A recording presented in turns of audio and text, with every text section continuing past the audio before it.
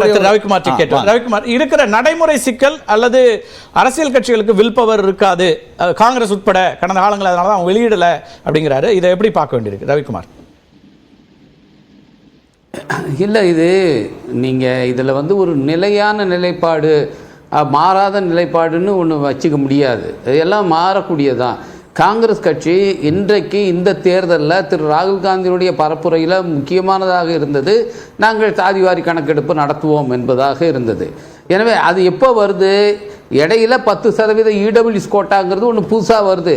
அதுக்கப்புறம் நிலைமைகள் மாறுது. 50% நீங்கள் வந்து மாற்றவே முடியாதுன்னு சொன்ன இந்திரா சாணி தீர்ப்பை வந்து உச்சநீதிமன்றமே 50% இது எக்ஸ்ட்ரான்னு போட்டு அந்த சமயத்தில் யூனியன் கவர்மெண்ட் சார்பாக ஆர்கியூ பண்ண அட்வொகேட் என்ன சொன்னார்னா, நாங்கள் வந்து 50%ங்கிறத ஒன்றும் சாங்டிட்டிங்கிறதெல்லாம் நாங்கள் ஒன்றும் வச்சில்லை, அது ஒன்றும் சேக்ரெட் கிடையாது, அதை ப்ரீச் பண்ணுறதுல ஒன்றும் தப்பு இல்லைன்னு யார் சொன்னது? இதே ஒன்றிய அரசாங்கத்துடைய அட்வொகேட் தான் அங்கே வந்து உச்சநீதிமன்றத்தை சொன்னார். ஆனால் இன்றைக்கு அவங்க வந்து என்ன பண்ணுறாங்கன்னா, ஒவ்வொரு இடத்துலையும் வேறு வேறு நிலைப்பாடு எடுத்துக்கிறாங்க. இன்றைக்கி பாஜக வந்து பீகார் இதில் என்ன நிலைப்பாடு எடுக்க போகிறாங்க? இப்போ பாட்னா நீதிமன்றம் சொன்னது, இப்போ அவங்க கூட்டணி கட்சியிலே இருக்காரு, கூட்டணியிலே இருக்காரு நிதிஷ்குமார்.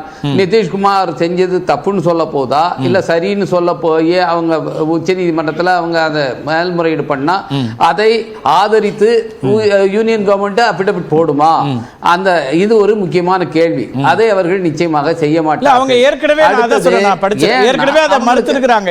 ஏற்க மாட்டோம் தான் மத்திய அரசு சொல்லியிருக்கு. அதான் அவங்க வந்து அதான் அவங்க எடுக்க மாட்டோம்னு தான் சொல்றாங்க. சாதிவாரி கணக்கெடுப்பு அவங்க ஏற்றுக்கொள்ளவே இல்லை. அது மட்டுமல்ல, பிற்படுத்தப்பட்டோருக்கு இடஒதுக்கீட்டை உயர்த்துவதையும் அவங்க ஏற்றுக்கொள்ளவில்லை.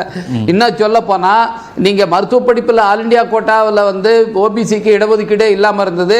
நாங்கள் தான் போய் 2019 ஃபர்ஸ்ட் அதை ரைஸ் பண்ணோம். அடுத்து திமுக ரைஸ் பண்ணது. அதுக்கப்புறம் நாங்கள் நீதிமன்றத்துக்கு போனோம். உச்ச நீதிமன்றம் போய் உயர் நீதிமன்றத்துக்கு ரெண்டும் வரும்போது மெடிக்கல் கவுன்சில் ஆஃப் இந்தியா சார்பாக அஃபிடவிட் போட்டப்போ அவங்க தெளிவாக சொன்னாங்க, நாங்கள் பிற்படுத்தப்பட்டவருக்கு இடஒதுக்கீடு இதில் கொடுக்கறதுக்கு எங்களுக்கு உடன்பாடு இல்லை என்று சொன்னவர்கள் தான் மத்திய ஒன்றிய பாஜக அரசாங்கத்தினுடைய மெடிக்கல் கவுன்சில் ஆஃப் இந்தியா. அவங்களுடைய ஒப்புதலோடு தான் அதை அஃபிடவிட் போட்டாங்க. ஸோ இன்னைக்கு வந்து ஏன் சாதிவாரி கணக்கெடுப்பு யாருக்குங்க தேவை? எஸ்சி எஸ்டி இடஒதுக்கீடுக்கு அது தேவையில்லை. அது யாருடைய தேவையாக இருக்கிறது? ஓபிசி பிரிவினர் இன்றைக்கு அவர்களுடைய மக்கள் தொகையில் மிக குறைவான அளவில் தான் இடஒதுக்கீடு பெறுகிறார்கள். அவர்களுடைய இடஒதுக்கீட்டுடைய அளவை உயர்த்துவதற்கு இன்னைக்கு சாதிவாரி கணக்கெடுப்பு வேண்டும் என்று உயர்நீதிமன்றம் சொல்லுது, உச்ச நீதிமன்றம் சொல்லுது. எனவே சாதிவாரி கணக்கெடுப்பு என்பது பிற்படுத்தப்பட்டோருக்கான இடஒதுக்கீட்டு உரிமையை உயர்த்துவதற்கு, அவங்களுடைய அளவை உயர்த்துவதற்கு. இதை பாஜக அரசு நாங்கள் செய்ய மாட்டோம்னா, அவர்கள் பிற்படுத்தப்பட்டவருக்கு இடஒதுக்கீட்டின் அளவை உயர்த்துவதில் அவர்களுக்கு உடன்பாடு இல்லை. எதிரானவர்கள் அல்ல நாங்கள் அப்படிங்கறது அழுத்தமா சொல்றாரு திரு கருநாகராஜ். எந்த இடத்துல அதாங்க இப்படி இதாவது இதுக்கு எதிரானவர்கள் அதுக்கு எதிரானவர்கள், அப்புறம் எதுக்கு தான் ஆதரவானவர்கள்? அதுக்கு எதிரானவர்கள் நீங்க எதுக்கு ஆதரவா இருக்கணும்ல? பிற்படுத்தப்பட்டோர் இடஒதுக்கீட்டை உயர்த்துவதற்கு நாங்கள் ஆதரவானவர்கள் சொல்லுங்க, சொல்லி அப்டேட் போடுங்க, நீங்க அதுக்காக நடவடிக்கை எடுங்க. அதை செய்யல நாங்க இதுக்கு எதிரானவங்க கிடையாது, அதுக்கு எதிரானவங்க கிடையாது, எல்லாருக்கும் எதிரானவங்க கிடையாதுன்னா அப்புறம் யாருக்கு ஆதரவானவர்கள்? உயர் சாதியினருக்கு ஆதரவானவர்கள். அதுக்கு 10% இடஒதுக்கீடு மட்டும் கொண்டு வரதுக்கு அவ்வளவு பல்லு கட்டாங்கல்ல, அதை வந்து எவ்வளவு துல்லியமா கொண்டு வந்தாங்க. இதையா செய்ய மாட்டேங்கிறார். இன்னொன்று, இன்னைக்கு பாமக சார்பா பேசுறவர் சொல்றாரு, நாங்க 6 எம்பி இருந்தா மட்டும் அந்த அழுத்தம் கொடுத்தோம், இன்னைக்கு எங்களுக்கு இல்ல அப்படின்னா அது இல்ல. இன்னைக்கு ராஜ்யசபாவில் அவங்களுக்கு இதே கிடையாதுங்க, பெரும்பான்மை கிடையாது. ஒரு ஓட்டா இருந்தாலும் அதை வந்து அவங்களுக்கு முக்கியம். ஏன்னா சிஏஏ வந்து பாஸ் பண்ணும் போது அந்த ஒரு ஓட்டு, பாமகவுடைய ஒரு ஓட்டு இல்லைன்னா இன்னைக்கு வந்து அந்த சிஏஏ பாஸ் பண்ணியிருக்க முடியாது. இன்னைக்கும் ராஜ்யசபாவில் இருக்கிற ஒரு ஓட்டுக்கு மிக முக்கியத்துவம் இருக்கிறது. இன்னைக்கு கூட நீங்க அதை சொல்லலாமே, நீங்க சாதிவாரி கணக்கெடுப்பு நடங்க, அப்பதான் நாங்க உங்களை ஆதரிப்போம் ராஜ்யசபாவில் அப்படின்னு நீங்க சொல்லலாம். ஏன் நீங்க வந்து அதிமுகவோட கூட்டணி வைக்கும் போது 10.5% நீங்க வந்து ரிசர்வேஷன் கொடுக்க ஒத்துக்கிட்டு தானே கூட்டணி வச்சு அந்த சமயத்தில் வந்து தேர்தலை சந்திச்சிங்க. இன்றைக்கு அது மாதிரி ஏன் வந்து எந்த நிபந்தனையும் வைக்கல? ஏன்னா இதுல வந்து நீங்க பாஜகவோட எந்த உரசலும் வேண்டாம் என்று நினைத்துக்கொண்டு, ஒன்றிய அரசோட எந்த உரசலும் வேண்டாம் என்று நினைத்துக்கொண்டு இது மாதிரியான நிலைப்பாடு எடுப்பது இந்த விதத்தில் சரியில்லை. நமக்கு சாதிவாரி கணக்கெடுப்பு அவசியம். அந்த நிலைப்பாட்டில் உறுதியாக இருந்து அதற்கு எல்லாருடைய ஆதரவையும் திரட்டுங்க. அதுல நீங்க வெறும் அரசியல் பண்ணணும்னு நினைச்சிட்டு இதை கோரிக்கை வைத்தால் இது சமூகம் தான் பாதிக்குதே தவிர வேற ஒன்றும் கிடையாது. அரசியல்ல நம்ம வந்து ஏதோ சாதுரியமா அதை செய்கிறோம்னு நம்ம நினைச்சுக்கலாம், பெருமைப்படலாம். ஆனால் அதனால் சமூகத்துக்கு ஏதாவது நன்மை இருக்கா என்று பார்த்தோம்னா நிச்சயமா கிடையாது. எனவே சாதிவாரி கணக்கெடுப்பை எடுக்க வைப்பதற்கு என்ன அழுத்தம் கொடுக்கணுமோ அதை நாம் ஒட்டுமொத்தமாக இருந்து அந்த அழுத்தத்தை கொடுக்கணும். அதற்கான ஆதரவை நீங்க திரட்டுவதற்கு நீங்களும் கூட வாங்க. இன்னைக்கு முதலமைச்சர் அதுதானே சொல்றாரு, நீங்களும் வாங்க சாதிவாரி கணக்கெடுப்பு நாம வந்து வலியுறுத்துவோம், அதுக்கு நீங்களும் ஆதரவு கொடுங்க அப்படின்னு தானே கேட்கிறாரு. அதை வந்து ஆதரவு நாங்கள் செய்கிறோம் என்று ஏன் நீங்க முன் வர மாட்டேங்கிறீங்க? வெறும் திமுகவை குற்றம் சாட்டுறதுலே ஏன் முனைப்பா இருக்கீங்க? நமக்கு இதை வெற்றி எடுக்க வேண்டும், அதுதான் நமக்கு முக்கியம். ஓகே ஓகே, நான் வரேன் சார். அரவிந்த், நான் உங்ககிட்ட வரேன். நேரம் அவர் முடிச்ச உடனே வந்துடுறேன். அவர் எஸ் அரவிந்த். இல்ல ஃபேக்சுவலா நான் 2-3 பாயிண்ட் மட்டும் சொல்றேங்க. ஒன்னு, சென்ட்ரல் கவர்மெண்ட் இல்ல சுப்ரீம் கோர்ட் வந்து பீகார் கவர்மெண்டோட காஸ்ட் பேஸ் சர்வேவை எந்த இடத்துலயும் ஸ்டாப் பண்ணல. காஸ்ட் பேஸ் சர்வே இருக்க மாநில அரசுக்கு உரிமை இருக்குன்னு சொல்லியிருக்காங்க. ஆனா சென்டர் ரொம்ப அழகா கிளாரிஃபை பண்றாங்க. சென்டர் என்ன சொல்றாங்கன்னா, பீகார் எடுத்தது சர்வே, சென்சஸ் கிடையாது. சென்சஸ் நான் மட்டும் தான் எடுக்க முடியும், பீகார் எடுக்க முடியாது. சுப்ரீம் கோர்ட் இப்ப ரீசெண்டா ஜனவரியில என்ன சொன்னாங்கன்னா, மொத்தம் 215 உட்பிரிவுகள் 205 பிரிவுகளுக்கு அடிப்படையில் நீங்க அந்த டேட்டா எடுத்துக்கிறீங்க, அந்த டேட்டாவை நீங்க பப்ளிசைஸ் பண்ணுங்க.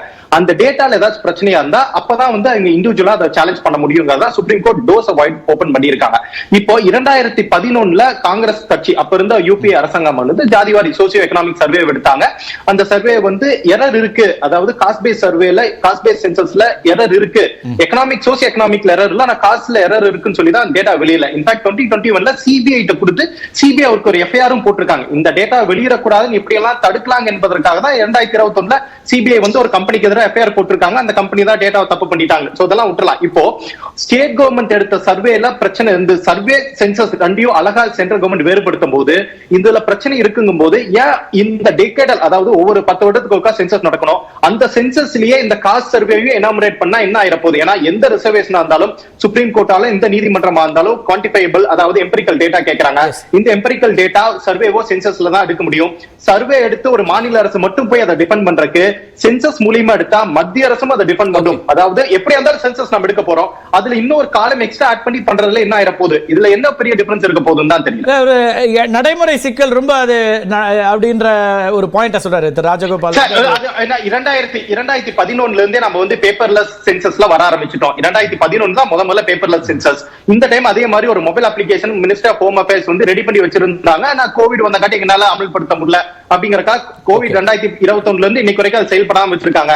அந்த மொபைல் அப்ளிகேஷன்ல இன்னொரு காஸ்ட்ங்கிற ஒரு காலம் ஆட் பண்ணி அதை ஆட் பண்றதுல என்ன டிஃபரன்ஸ் இருக்க போகுதுன்னு எனக்கு புரியல. ஓகே, பிராக்டிகலா அதுல ஒன்றும் பெரிய இஷ்யூ இல்லைங்க திரு நாகராஜ். எஸ், அமித்ஷா தெளிவா சொல்லியிருக்கிறார் sir. BJP never opposite it, needs careful thought. ரொம்ப அது அறிவுபூர்வமா அறிவியல் பூர்வமா இந்த ஜாதிவாரி அதுக்கு எதிராக எந்த காலத்துல இல்ல, பிஜேபி கிடையாது. ஆனா அறிவியல் பூர்வமா ஏற்கனவே பல கோர்ட்டுகள்ல போய் தடை வாங்குற மாதிரி தடை வந்துடக்கூடாது, மக்கள்கிட்ட கொந்தளிப்பு ஏற்படாது. முன்னாடி புரட்சி தலைவர் இப்படிதான் ஜாதிவாரி எவ்வளவு பேர் இருக்காங்கன்னு எல்லாரும் பட்டியல் கொடுங்கன்னு சொல்லும் போது 4 கோடி பேர் இருக்கக்கூடிய தமிழகத்துல 12 கோடி பட்டியல் வந்துச்சு. அந்த மாதிரி பிரச்சனை செய்வாங்க அறிவியல் பூர்வமா. நீங்க 10.5% பேசிஸ் கேக்குறாங்க சுப்ரீம் கோர்ட், நீங்க கொடுக்க முடியல இது வரைக்கும். எம்ஜிஆர் பண்ணதும் சர்வே உங்க கவனத்துக்கு பேச விடுங்க. உங்கள்ட்ட தான் எம்ஜிஆர் புரியுது, எனக்கு புரியுது. எம்ஜிஆர் அவர்கள் எடுத்தது சர்வே சார், சென்சஸ் இல்ல. உங்க கவனத்துக்கு எஸ். சரிப்பா, இப்போ என்ன டெக்னாலஜி இருக்கு, 10.5% உடனே கொடுக்க வேண்டியதானே? ஏன் லேட் பண்றீங்க?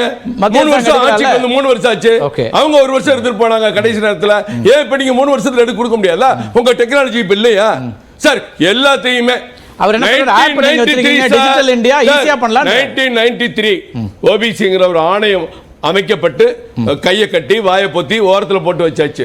2018 தான் சார் ஒரு அதுக்கு ஒரு அரசியல் ரீதியா மட்டும் இல்ல சட்டப்பூர்வ அங்கீகாரத்தை கொடுத்தது பாஜக கவர்மெண்ட் சார். ஓபிசிக்கு தமிழ்நாட்டில் இன்னைக்கு 50% இருக்கும்.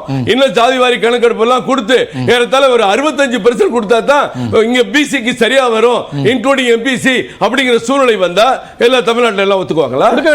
இருக்கிறது நீங்க டிவியில பேசுறது சரியா இருக்கு சார். நான் ஒண்ணு கேக்குறேன், நான் மறுபடியும் மறுபடியும் அண்ணன் கேட்கிறேன், முதலமைச்சர் அவர்கள் நாங்க ஜாதிவாரி கணக்கெடுப்பு எடுத்து இன்னெல்லாம் செய்ய போறோம்னு சொல்லிட்டு பேசினா நல்லா இருக்கும் சார். நீங்க நல்லா இருக்கு சார். இல்ல நான் என்ன கேக்குறேன்னா சாதிவாரி கணக்கெடுப்பு அப்ப வேணான்றீங்களா? நீங்க சொல்றது எனக்கு சார், நீங்க என்ன செய்ய போறோம்னு தெரியாம சார் நீங்க கூடுதலா வந்தா ஒரு மேட்டர் சொல்லிக்கிறேன். நீங்க உங்களால முடியாத விஷயத்தெல்லாம் பிஜேபி மேல குற்றச்சாட்டு செய்றீங்க. ஜிஎஸ்டி கொண்டு வந்தீங்க, உங்க கூட்டணி அரசாங்கம் பின்வாங்கி ஓடுனீங்க, கொண்டு வந்தோன்னு எதுக்குறீங்க. நீட்டை நீங்க கொண்டு வந்தீங்க, நீட்டை நடைமுறைப்படுத்தும் போது எதுக்குறீங்க. கச்சத்தீவை தாரி வார்த்தீங்க, மீட்டை கொடுன்னு போராடுறீங்க. இப்படித்தானே உங்க வேலை. அதே மாதிரி இன்னைக்கு ஜாதிவாரி கணக்கெடுப்பையும் உங்க வீட்டுல எத்தனை பேரியா இருக்கான், உங்க வீட்டுல பொம்பளை பிள்ளை எத்தனை பேரு, ஆம்பளை பிள்ளை எத்தனை பேரு, படிக்கிறவ எத்தனை பேரு, எந்த ஜாதி யாரும் நீங்க பட்டியல் கொடுக்க சொன்னா இது மத்திய அரசு எடுக்கணும், அப்பதான் சரியா வருங்க, எங்களுக்கு ஒண்ணுமே தெரியாதுங்கிறீங்க. ஆனா சட்டமன்றத்தை தீர்மானம் போட்டு பேசுறீங்க. இது என்ன நியாயம்? அப்ப மக்கள்கிட்ட இரட்டடி பண்றதான சார் இது? ஓகே.